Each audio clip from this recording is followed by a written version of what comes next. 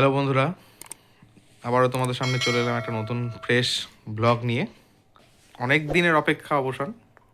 এই যে কোথায় যাচ্ছি বলে দাও একটু। চলো কোনো সমুদ্রে থেকে ঘুরে আসি। তো সমুদ্র বলতে বাঙালির একটাই, দীঘা।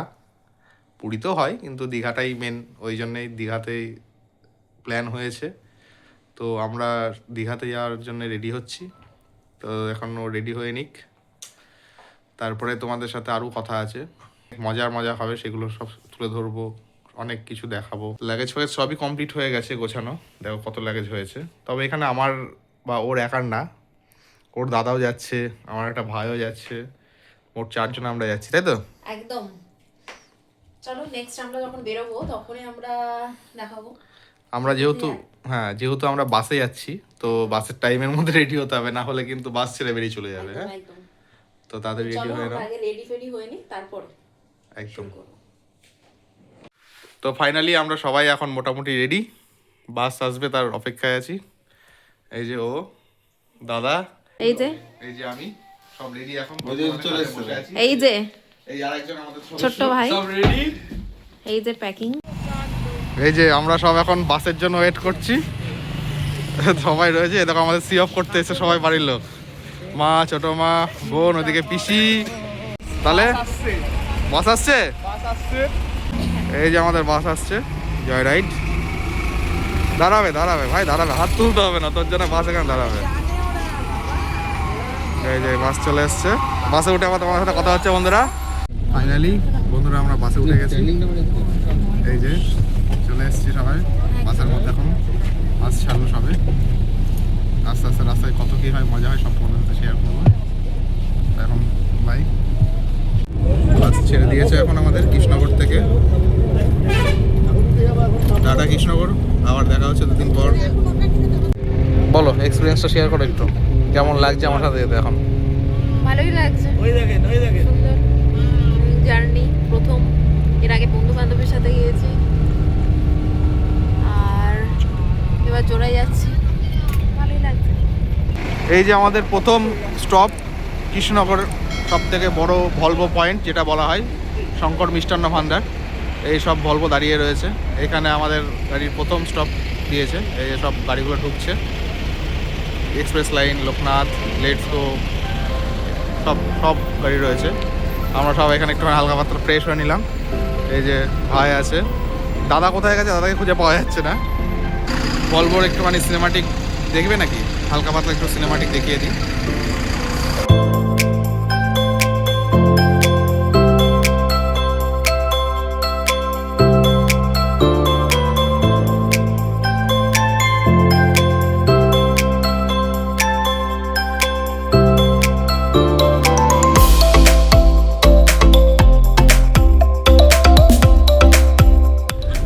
সানগ্লাসে কি করবি রাতের বেলায়? আরে হেডফোন তাও ভালো, সানগ্লাস পরে রাতের বেলা এসিতে হয়তো চোখে ঠান্ডা লাগছে বলে হয়তো। এখন আমরা কলকাতার ধর্মতলাতে দাঁড়িয়ে আছি, রাতের শহর কলকাতা, এই যে ধর্মতলা। জাস্ট এখন বাজে কটা? 2, পাক্কা 2। কেমন লাগছে কলকাতা? ঠান্ডা? প্রচুর ঠান্ডা কলকাতায়। প্রচুর ঠান্ডা না? কলকাতায় এখন প্রচুর ঠান্ডা, প্রচুর, ভালোই ঠান্ডা লাগছে। এখন টি ব্রেক, আবার বাস ছাড়বে একটু পরে, চাটা যে খাবার খেয়ে নেবে এখান থেকে।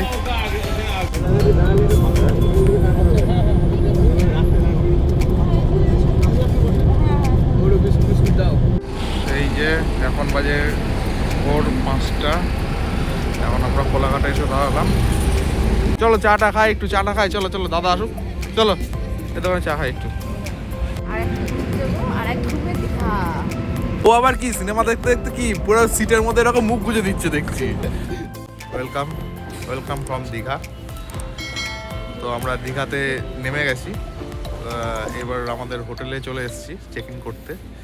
যদিও চেকিং টাইম 10:30 হবে না। এই যে ডেলটিন হোম দেখাচ্ছি ভালো করে, আমাদের 2 দিনের জন্য বুকিং রয়েছে।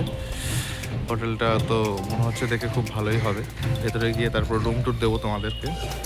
তো কেমন লাগছে দীঘায় এসে বলো? ঠিক আছে চলো, এই যে এদিকে বেশি দূর না, মাত্র 1 মিনিট হাঁটা পথ সি বিচ। একদম পাশেই ডেলটিন হোম। ভেতরে যাব, ভেতরে গিয়ে পুরো রুম ট্যুর দেবো, তখন দেখাবো হোটেলটা কত সুন্দর। এই রুম একটা আর এই রুম একটা, দুটো রুম নেওয়া হয়েছে। রুমগুলো ওয়েল ডেকোরেটেড বেশ।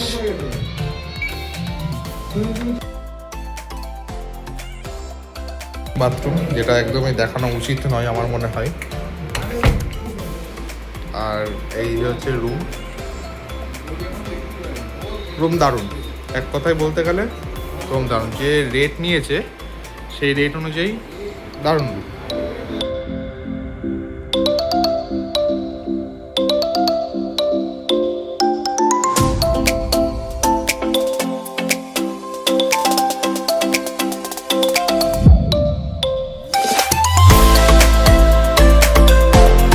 এই হচ্ছে ওভারঅল রুম ট্যুর।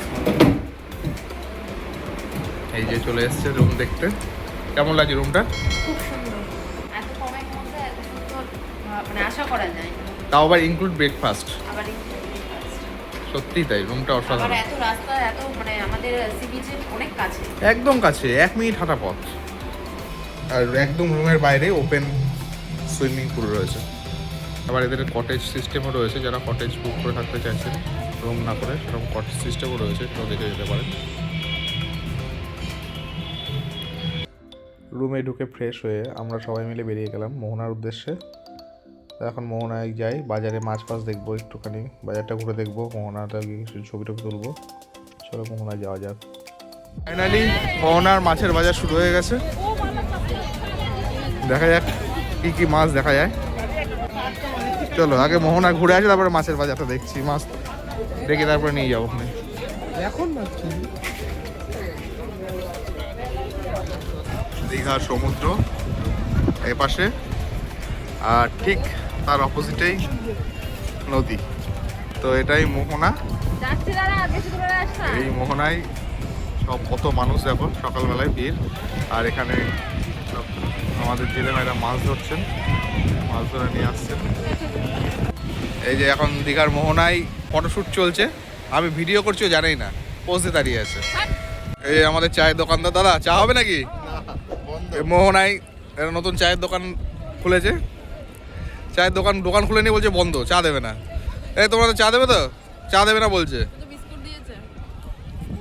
শুধু বিস্কুট। দেখি চা আসুক, চাটা করতে বলুন তাড়াতাড়ি। দাঁড়া দাঁড়া দাঁড়া দাঁড়া দাঁড়া দাঁড়া দাঁড়া, টাইম দিচ্ছে না স্যার। ওই আর নেই চা।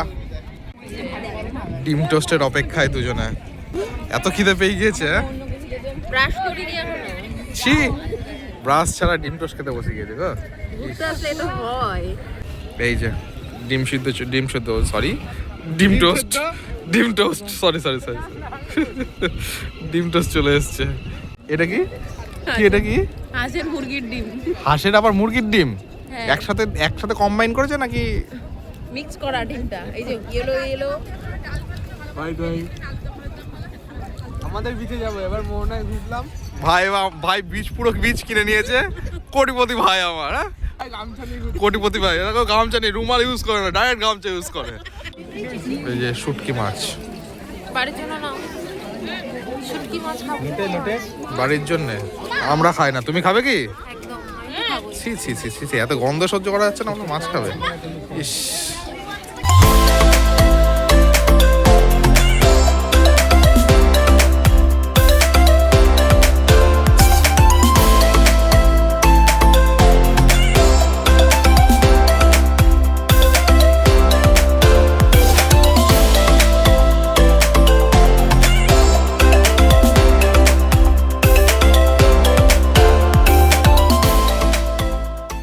আমরা সবাই এখন সমুদ্রে যাওয়ার জন্য রেডি হয়ে গেছি, সবাই রেডি।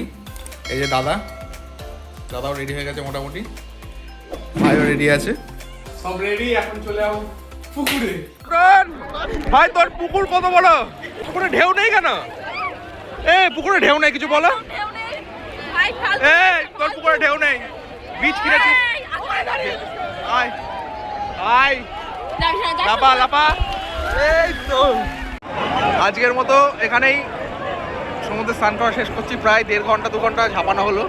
1.5 ঘন্টা, 1.5 ঘন্টা হয়ে গেছে। আর পাচ্ছি না আমরা, খিদে পেয়ে গেছে, এবার খিদে পেয়ে গেছে। পুকুরে অনেক ঢেউ নেই। পুকুরে ঢেউ নিয়েছে, সবাই পুকুরে ঢেউ নিচ্ছে। এই দেখো সব পুকুরে ঢেউ নিচ্ছে। সমুদ্রে ঝাপাঝাপি করে আসার পর সবাই মিলে হোটেলের সুইমিং পুলে অনেক আনন্দ করলাম। তারপরে খাওয়া দাওয়া করে একটু রেস্ট নিয়ে আবার চলে গেছিলাম সন্ধ্যাবেলায় ওল্ড দীঘায়। তো রাস্তায় জগন্নাথ মন্দিরের দর্শনও হলো, খুব সুন্দর লাগছিলো লাইটিংটা। ওল্ড দীঘায় কিছুক্ষণ টাইম স্পেন্ড করার পর হোটেলে চলে এসে সেদিনটা ওখানেই শেষ করি। আজকের মতো ভিডিওটা এখানেই এড করলাম।